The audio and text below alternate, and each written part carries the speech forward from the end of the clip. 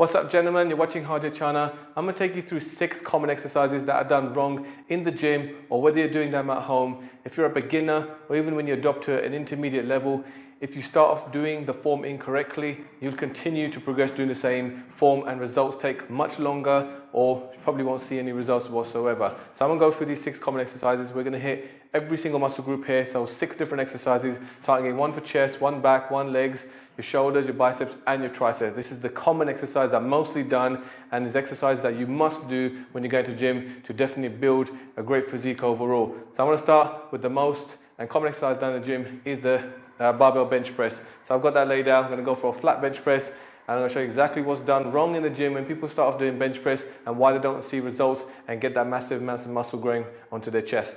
So I'm going to bring it from a side angle here because you're going to be able to see the line. That's what we're going to talk about today. When you're doing the barbell bench press, it's about the bar line that you take when you're doing the press. So I'm going to show you the incorrect version. So I'm lifting a bit lighter weight so I can actually show you the incorrect version of the exercises and then actually show you how to do them correctly. So if you're doing these things incorrectly, then I suggest you change them to make sure that you benefit out of your muscles and results are much quicker. So let's go and do the flat bench press. When you're starting off with the bench press, you want to make sure it's about eye level where the bar is when you're actually taking it off, so you're going to be able to then line it with the chest. And here I'm going to show you exactly the incorrect version that happens first. When you're actually taking the bar off, the common way it happens is the primary muscle is supposed to be your chest, and your secondary muscles here are supposed to be your triceps and your shoulders. And what tends to happen when doing it incorrectly, especially when you're a beginner, you tend to start emphasizing to bring the weight up because you don't have that mind-muscle connection yet through the chest. You tend to start using your primary muscle as your shoulders. And this is what happens is, instead of the bar coming down the chest, you tend to have this type of line. So when you bring in this line, you're going to find that most of my front delts are doing the work.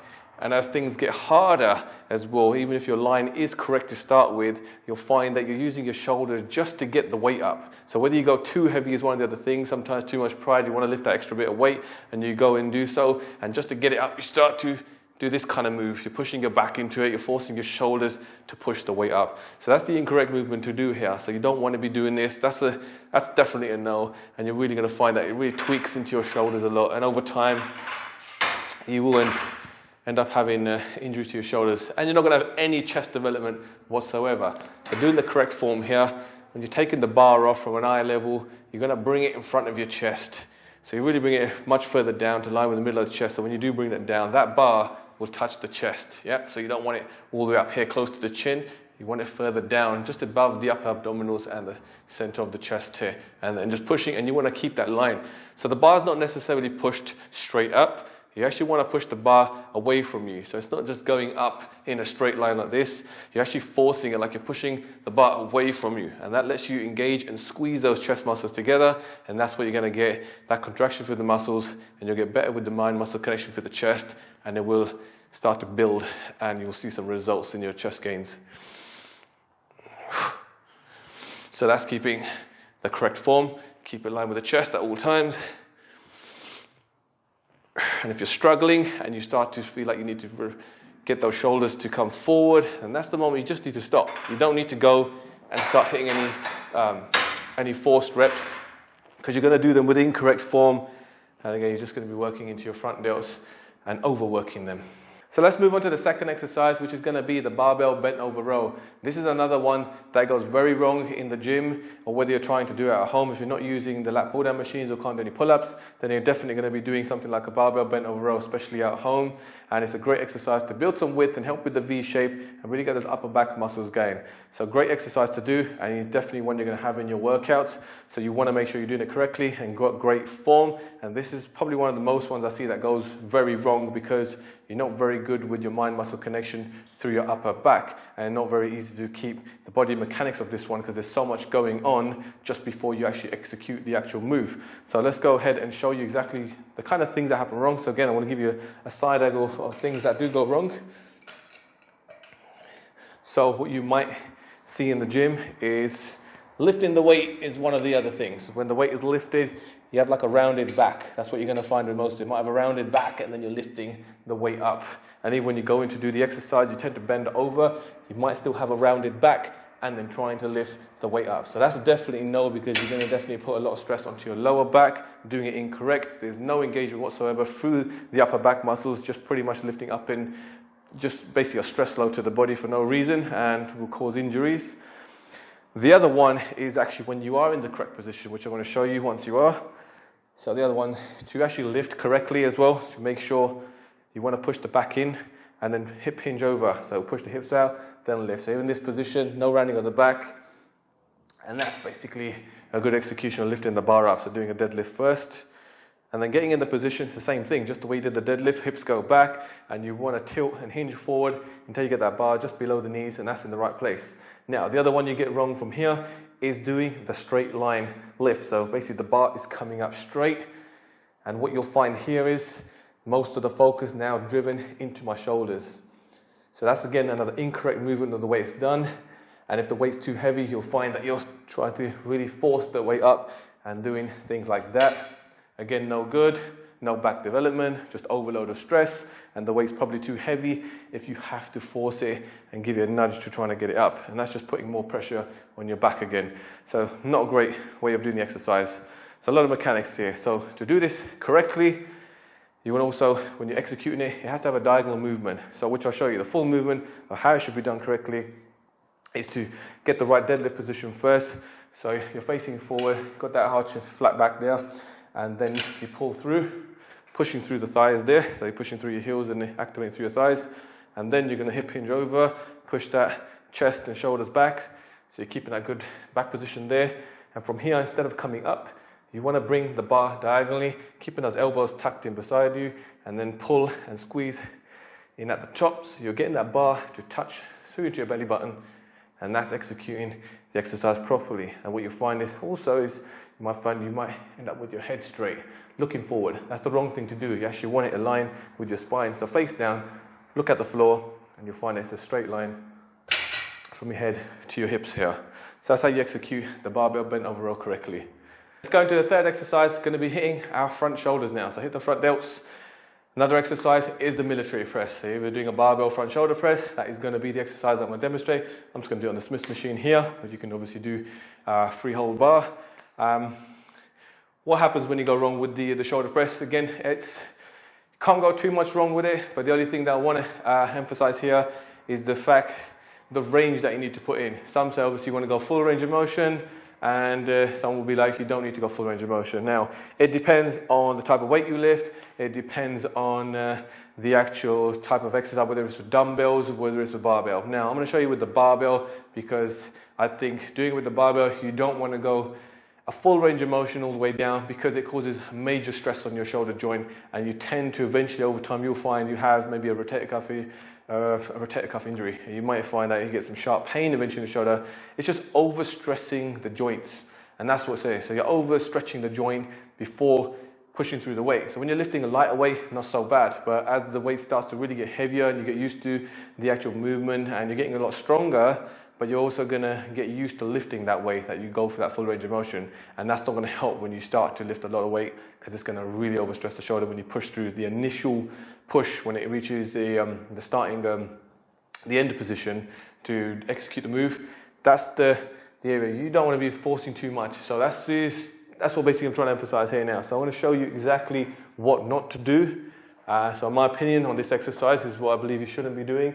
So when you're getting pretty wide here, so with the shoulders, when you're coming down to this position to execute the move, this is the position you don't want to come to. It's come way too low beyond the shoulders, and trying to get it down there, slightly below the shoulders, that's a lot of stress on my shoulders. So the initial press, it's pretty much of a stretch right down the shoulders, and to push through that, when the load gets very heavy, you will tend to get an injury. There will be an overstretch of some sort of ligament, and eventually it puts you out. And again, sometimes then it will kind of stick around, doesn't really want to go. So do it safely, and there's no difference in the benefits. So you might as well just come a little bit less down on the actual exercise, so don't go all the way down. And I believe in just to bring it up to your chin, or even to bring it eye level as well.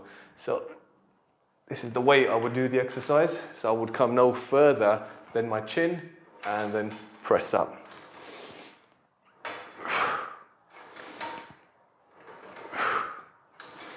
Here, it feels pretty comfortable at this position here. And there's plenty of engagement through the shoulder muscles, keeping the exercise safe and still building nice rounded and bolder shoulders.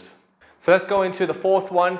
The most common exercise when you're doing your legs is going to be the barbell squat. And that's probably one of the staple exercises that you're going to do when you're going to work legs.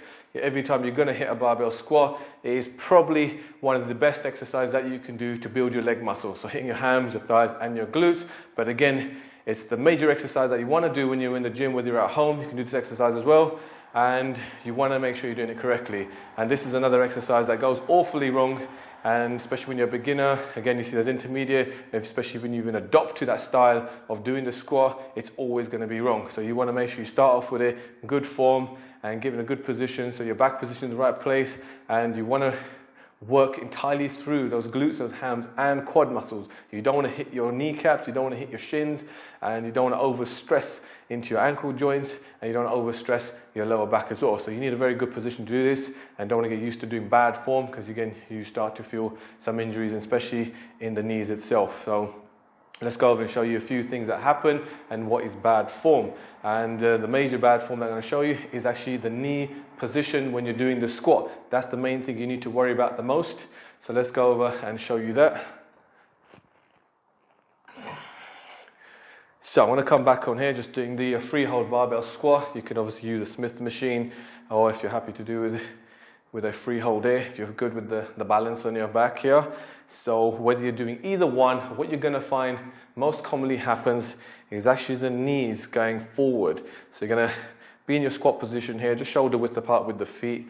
You're going to find that when you're doing the actual squat, the knees bend forward.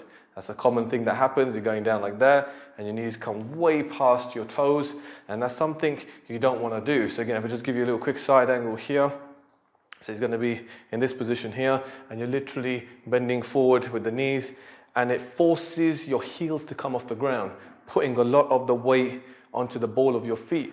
And that's completely wrong. Major stress into the ankles, the shins, and the kneecaps. And that's all you're going to find working. So when you do your working set finishing like this, most of the pain and muscular pain is going to be all around your kneecaps. You're not going to feel your glutes, you're not going to feel your hams, and not even up on the upper quads. So that's one of the exercises, the way you're doing it wrong.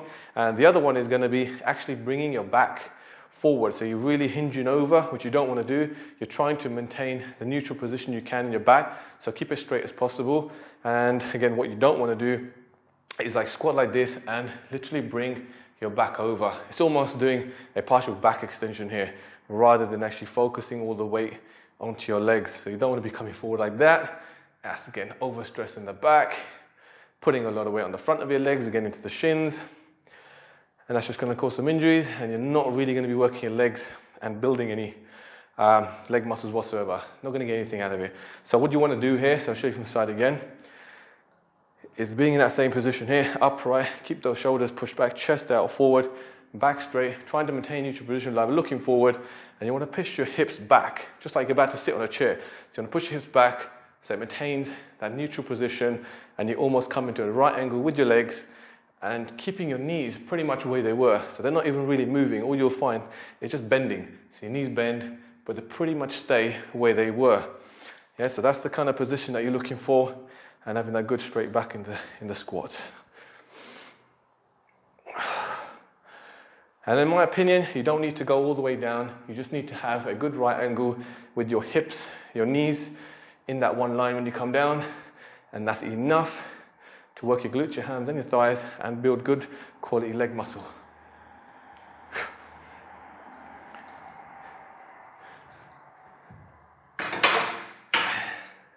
So let's go into the fifth exercise now. Is going to be in the isolation movements. So two isolation movements that you're most commonly going to use is going to be the bicep and the tricep exercise. So we're going to do the bicep here first. So that's the fifth one I'm going to show you. And it is the barbell curl. You're definitely going to be using barbell curls to build bigger biceps, to hit both bicep heads.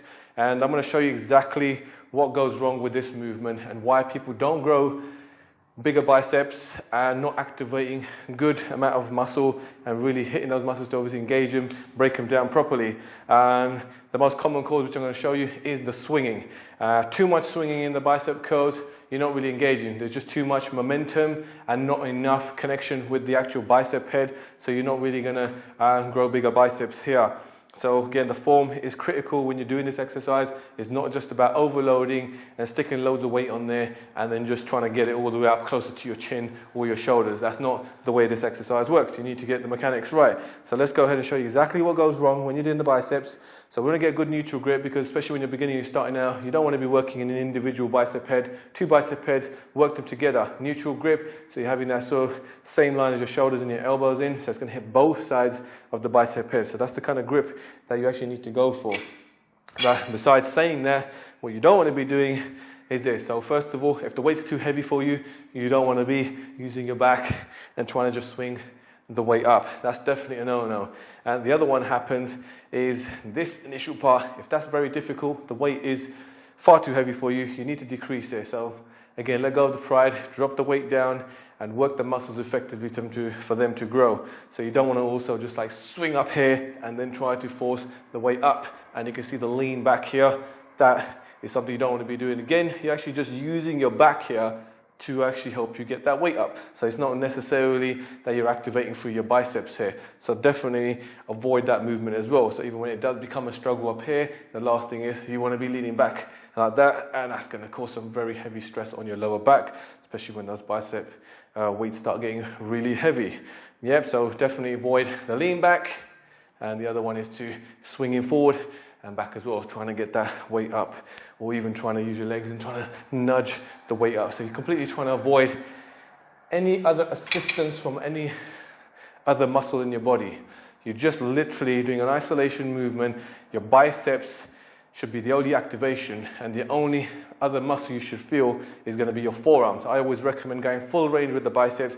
You might as well work your forearms, make them stronger, because they are the initial muscle that gets that weight up before you can even activate your actual bicep heads. So going for the correct form, get that neutral grip in there, keeping those shoulders pushed back, chest is out forward. You can have a slight bend in the knees. This is about now stability. You need your stability in your body. You can even have one foot forward, one back. That's entirely up to you how you find that you're more stable. Once you've got that position, keep those elbows tucked nicely beside the core, and they're going to remain there. And all you're going to do now is literally curl up using the bottom half of your arm and then squeezing at the top. Even on the way down, you control the weight down and then breathe out at the top. Get it closer enough to your chin. That gives you the full range of motion here, all the way down to the thighs. So from this part here on the way up, it's all forearms. So you want to make sure they are getting stronger, so they can always help increase the weight and get the weight up, and then force into your biceps here. So that's how you do the correct form. And the moment you feel this form is about to break, that's the moment you just need to drop the weight. You don't necessarily need to do any more extra reps or force the reps, which when the form is completely off, because that part does nothing but most likely cause an injury to your back, and you might start to overstretch your shoulders because you start to shrug just to try to get the weight up. Again, you start using other muscles to help bring that weight up. So let's move on to the final and last one. The sixth exercise is going to be an isolation movement to your triceps. The common exercise and a very useful exercise that you're going to do in your triceps is the cable pull down. And most likely you're going to be always doing it with the rope when you're first starting out, or just generally it's a great exercise to do with the rope, because you can have a little bit more range with the rope, whether you're splitting it across, pushing it straight down, and really helps force obviously a little bit muscle contraction into your triceps here. Really focusing on the lateral tricep head. Brilliant exercise, definitely one to put in this into your routine. And what happens with this one? What goes wrong mostly with this one is, again, you really want to just lift more weight. That's usually the thing. Again, it's over pride, over the actual quality of the actual movement that you're going to be doing. So to do the exercise properly, I'm going to show you. But again, let's just show you what happens wrong first.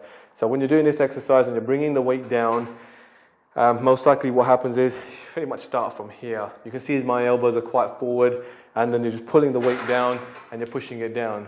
But then again, my elbows are going forward and then they're pushing it down. So now, if you see this movement, there's a lot of momentum in there and not so much of my triceps. I'm actually engaging some lats here as well as then triceps. So I'm hitting two kind of muscles here before really even going into my triceps. So you don't necessarily want to do this movement. So when you're pulling here, it's more lats, and then you're trying to force down to trying to hit the triceps. So not a great move, not fully emphasizing your triceps here. The idea is now to keep your elbows locked in. That's what's not happening in this position. You want an isolation movement. And when you're doing isolation movements, you're generally just focusing on the primary muscle. There is no secondary muscle that's really going to be helping you in that system. It's not like a compound movement. So you need to be actually engaging just through the particular muscle group you're working. So here is just the triceps. So getting this form right, you want to make sure that you're bringing your elbows in here, and you can see they're tucked right beside the core, and that's what I'm going to focus on. Keeping the elbows there, bring the weight as high as possible without letting those elbows come forward, so they stay tucked down, and then push down, and locking those arms out completely straight. That's going to literally force and get those muscles and triceps working here. And then again, just coming all the way up without moving those elbows, and then push down. Again, if you want stability, is another one in this exercise. If you don't find your stability is great, it's just about where you position your legs. Again, you can have one leg forward, one leg back. You can also even tilt and lean a little bit forward, so hip hinge over, but just do not move those elbows. They need to stay stuck nicely beside the core and then pushing down. And that's fully engaging those triceps. And here again, like I said, you're pushing straight down. You can pull the rope out. So it's really like forcing a little bit extra into that lateral head on the triceps. But that's how you get the correct form, making sure you stay fixed in that position, elbows nicely tucked in, and then forcing the weight down. If you find that your elbows are just going to start moving forward, it's usually the weight load that isn't the correct weight load for you right now. So that's it from this video. Hope you enjoyed this video. So smash that like button, comment down below what do you have to say about this video, and if it helps you with your form, and anything else that you'd like to know, you can drop a comment below, and I will look to make more content and answer your questions. You can click on the above videos right here, or go to my page at How to China Fitness, check out the other videos and see what else helps you. But guys, I will see you in the next video. So take care, keep strong, and keep working hard.